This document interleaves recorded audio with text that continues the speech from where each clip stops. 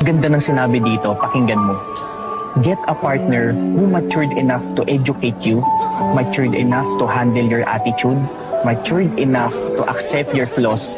Remember, looks are everywhere, but a person with good mindset is there. Hindi mo kailangan ng partner na maganda at gwapo lang.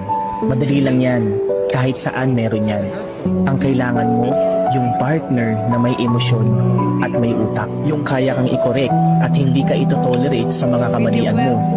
Yung kayang harapin yung attitude mo. Hindi yung kapag mahirap na, bigla na lang tatakbo.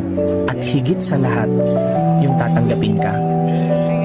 Tatanggapin ka hindi dahil perpekto ka, kundi dahil alam niya yung flaws mo. Real talk, huwag kang mamuhay sa fantasy na iniisip mo pagdating sa relationship, sweet at puro kilig lang.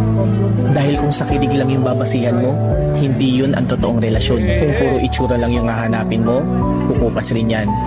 Pero kung hahanapin mo yung partner na may maayos na attitude at mindset, yan ang tunay na bumubuo ng relasyon. Kaya kung may pipiliin ka na partner, dapat yung partner na pinapatalino, pinapagaling at ginaguide ka.